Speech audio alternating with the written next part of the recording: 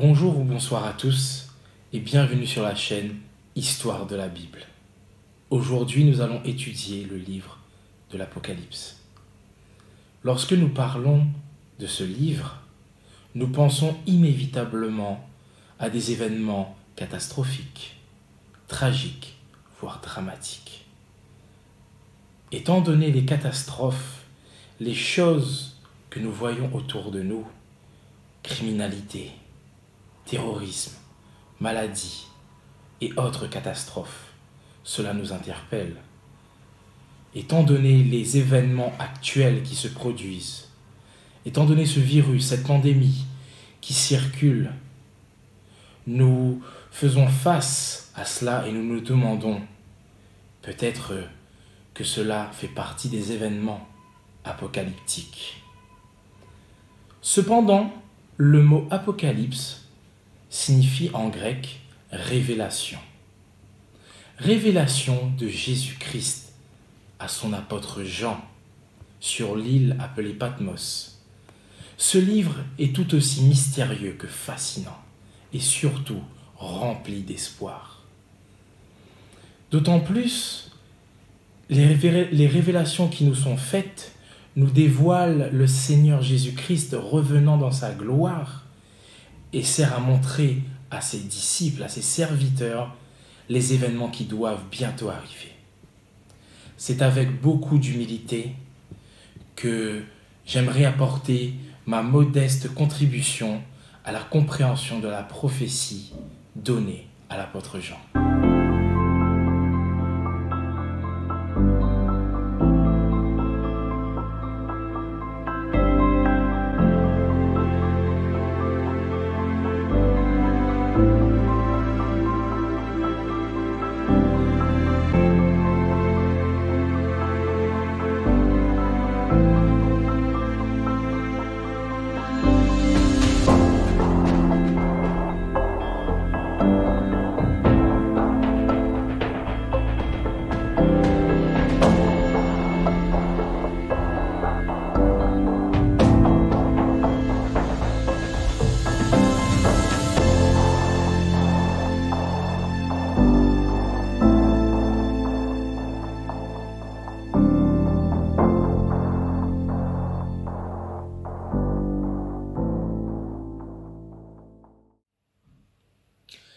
L'Apocalypse est un livre à registre apocalyptique, de même que Daniel l'est. C'est-à-dire qu'il relie les faits prophétiques concernant la fin des temps et la fin des derniers jours de la terre. On va commencer donc par l'épilogue qui est fait dans ce livre, dans les premiers versets. Apocalypse 1, les versets 1 à 2. Révélation de Jésus-Christ que Dieu lui a donné pour montrer à ses serviteurs les choses qui doivent arriver bientôt, et qu'il a fait connaître par l'envoi de son ange à son serviteur Jean, lequel a attesté la parole de Dieu et le témoignage de Jésus-Christ, tout ce qu'il a vu. Le premier mot de ces versets nous dit directement le contenu de ce livre, révélation. Ce terme vient nous dire aussi de qui vient cette révélation. Souvent, le livre est nommé comme étant l'Apocalypse de Jean. Mais les premiers versets sont clairs. Révélation de Jésus-Christ. On peut voir aussi dans ces premiers versets que Jean synthétise le contenu du livre qu'il va écrire. Car Jean a reçu la totalité de la vision avant d'écrire l'Apocalypse. Il dit que ce livre contient les choses qui doivent arriver bientôt. Les derniers moments de notre monde, le mouvement des nations et la relation que les adorateurs et ceux qui sont contre les adorateurs du Dieu vivant auront avec le Créateur. Il est dit que cette révélation a été faite connaître à Jean. On voit une descendance du message venant du ciel, jusqu'à nous, en passant par Dieu, qui l'a donné à Jésus, qui l'a donné à son ange, et l'ange vient donner à Jean, qui va le transmettre à nous. Le terme employé par « il l'a fait connaître » est traduit par la version NBS par « il l'a signifié ». Cette traduction, selon moi, est vraisemblablement la meilleure, car elle fait comprendre que cette révélation sera faite par des signes et des symboles. Ce livre est de ce fait complexe, et il faut disposer des différentes clés pour pouvoir comprendre les différents symboles et comprendre la révélation qui est faite ici aux serviteurs de Dieu. Jean ne manque pas de rappeler qu'il est le serviteur du Seigneur et qu'il a attesté la parole de Dieu et le témoignage de Jésus-Christ. Parole de Dieu qu'il rappelle dans son évangile, c'est Jésus, Jean 1, verset 1, et l'esprit de prophétie qui est le témoignage de Jésus-Christ. On peut le voir dans des versets suivants dans Apocalypse 19, verset 10. Continuons Apocalypse 1, verset 3. Il nous est dit, « Heureux celui qui lit et ceux qui entendent les paroles de la prophétie et qui gardent les choses qui y sont écrites, car le temps est proche. » Comme dit précédemment, effectivement, ce message est un message complexe, mais il est destiné à tous. Le but de ce livre est décrit dans ce verset. C'est rendre heureux. La description de celui qui est heureux est celui-ci, est faite par ce verset. Celui qui lit, qui entend et qui garde. Nous voyons certes dans ce livre des catastrophes, comme nous avons dit, mais le but du livre, et par rapport à ces catastrophes qui pourraient en épouvanter plus d'un, c'est de rendre heureux. Comme les béatitudes faites par Jésus, on pourrait trouver étrange que celui qui est heureux peut être le pauvre, le malheureux. Mais celui qui est heureux, c'est d'abord celui qui a de l'espoir. C'est celui qui a un avenir. L'avenir que le Seigneur peut donner. L'avenir que le Seigneur donne à ses enfants. Je vous invite à continuer avec moi les versets suivants. Apocalypse 1, versets 4 à 6. Jean, aux 7 églises qui sont en Asie, que la grâce et la paix vous soient données, de la part de celui qui est, qui était et qui vient, de la part des 7 esprits qui sont devant son trône, et de la part de Jésus-Christ, le témoin fidèle, le premier-né des morts et le prince des rois de la terre, à celui qui nous aime et qui nous a délivrés de nos péchés par son sang, et qui a fait de nous un royaume, des sacrificateurs pour Dieu son Père. À lui soit la gloire et la puissance au siècle des siècles. Amen. Oui, nous pouvons répondre Amen avec Jean à ces versets. Ici, l'auteur dédie ces paroles aux 7 églises qui sont en Asie.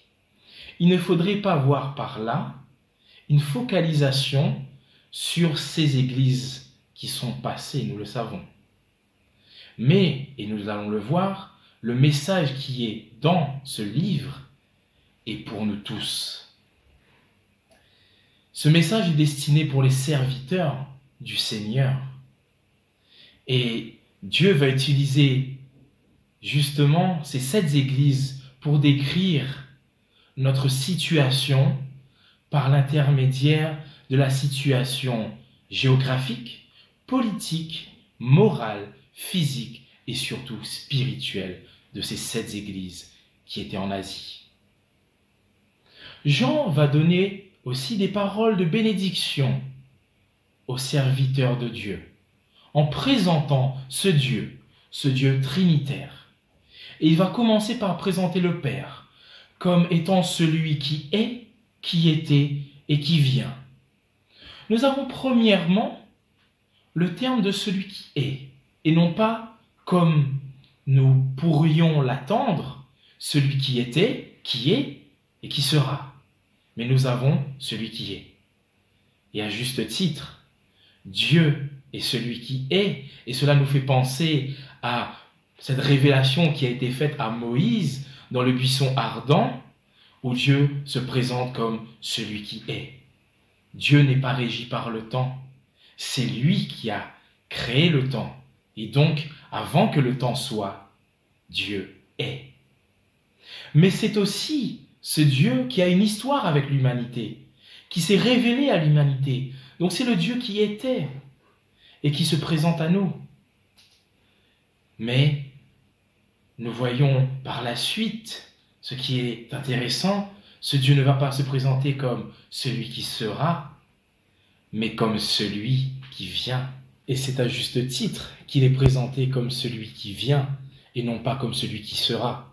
Dire que Dieu sera signifie qu'il sera différent de ce qu'il est actuellement. Mais c'est un Dieu immuable, un Dieu qui vient, qui est dans une action de récupération de ses enfants.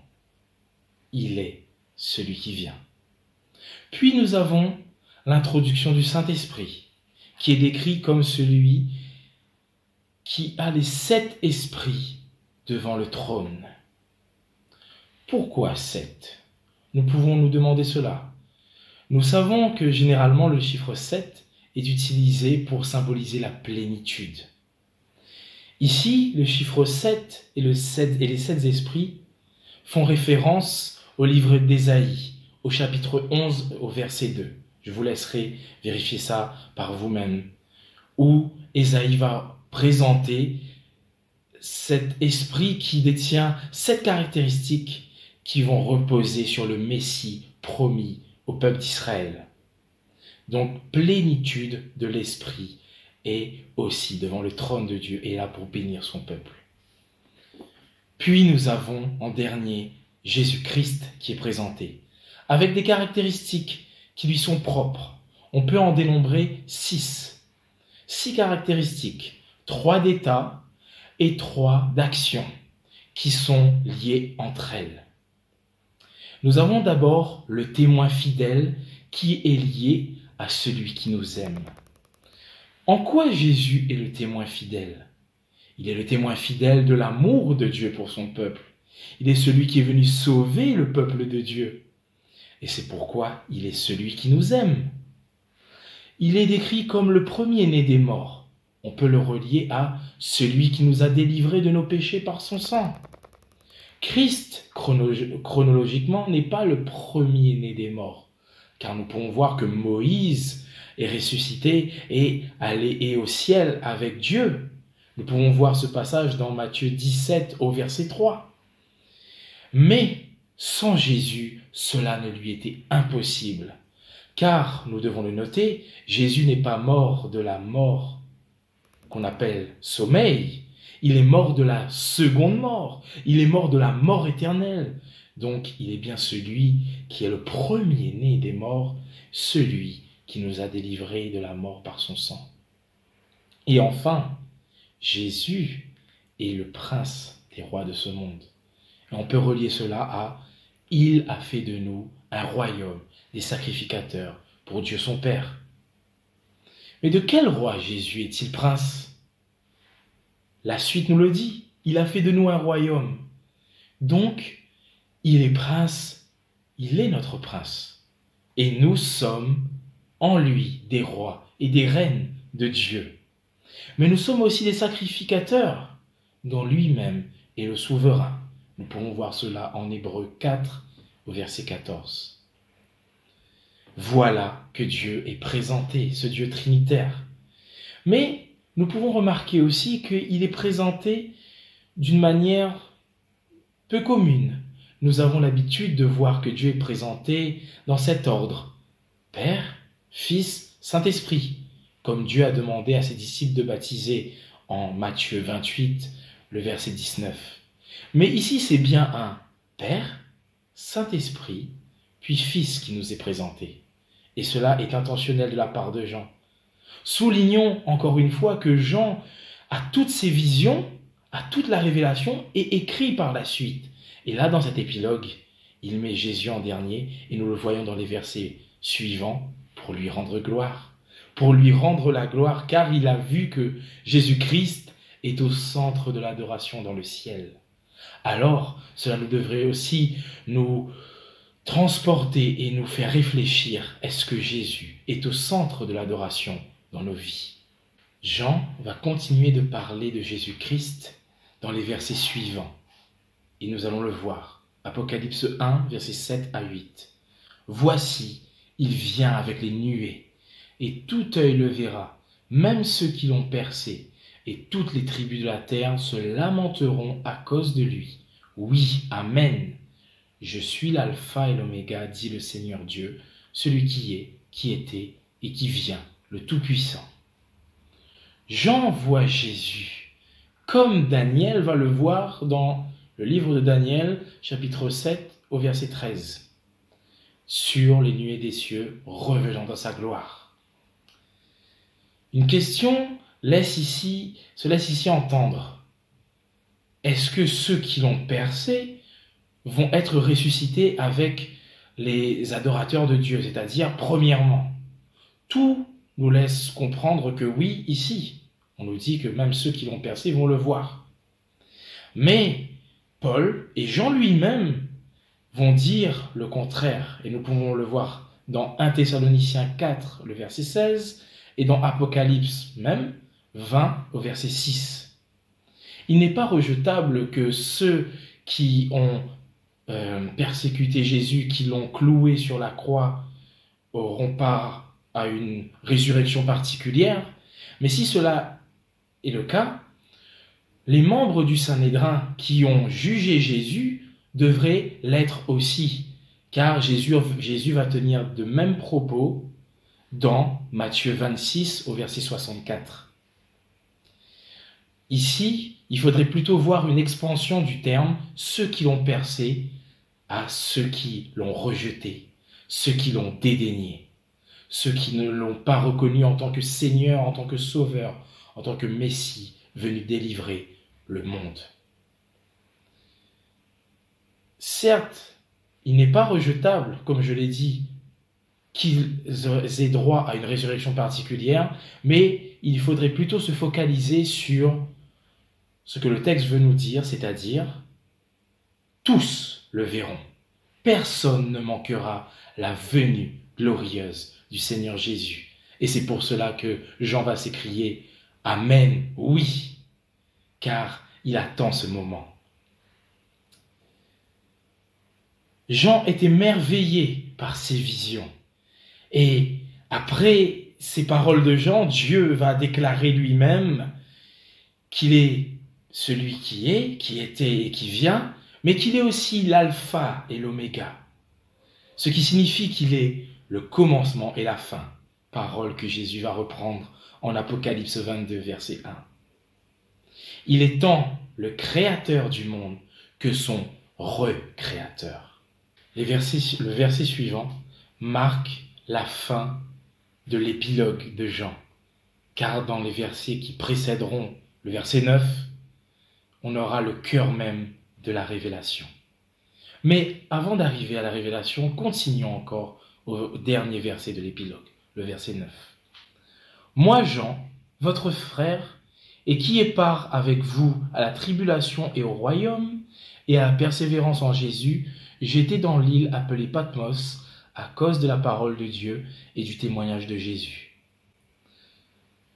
Jean se déclare être notre frère. Mais en quoi peut-il déclarer cela? Nous ne le connaissons pas, il est déjà mort. Pourquoi déclare-t-il cela? Car lui-même le dit, il participe, comme ceux qui croient en Jésus, à la tribulation, aux épreuves, à la persécution. Mais il participe aussi par la foi au royaume, comme nous. Mais il a besoin, à l'instar de nous-mêmes, de la persévérance en Jésus pour arriver à la gloire finale. Il précise qu'il est à Patmos, qu'il est exilé dans cette petite île de 12 km de large et 8 km de long. Il est exilé à cause de la parole de Dieu et du témoignage de Jésus.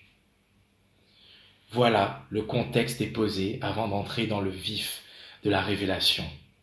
Mais nous pourrions nous poser une dernière question. Pourquoi Dieu choisit Jean pour un tel livre? Pourquoi pas Paul? Il est, selon les hommes, aux yeux des hommes, peut-être l'homme le plus apte à écrire ce genre de révélation, le mieux placé. C'est un homme de lettres, c'est un docteur de la loi. Cet homme a déjà écrit dans ses lettres aux Thessaloniciens des prophéties sur la venue de Jésus et même sur la venue de l'Antéchrist. Alors pourquoi Jean? Jean est un homme sensible, nous le savons. Il est appelé comme étant celui que Jésus aimait. Et Dieu se sert de sa sensibilité. Cela devrait nous interpeller et nous dire que Dieu utilise qui bon le semble pour faire sa volonté et non pas ce dont l'homme trouve le plus apte à accomplir sa volonté. N'oublions pas, chers amis, que c'est Dieu qui qualifie. Je vous remercie de m'avoir accordé du temps pour écouter cet épilogue sur le livre de l'Apocalypse et je vous invite à continuer avec nous sur cette marche pour comprendre la révélation de notre Seigneur et Sauveur Jésus-Christ.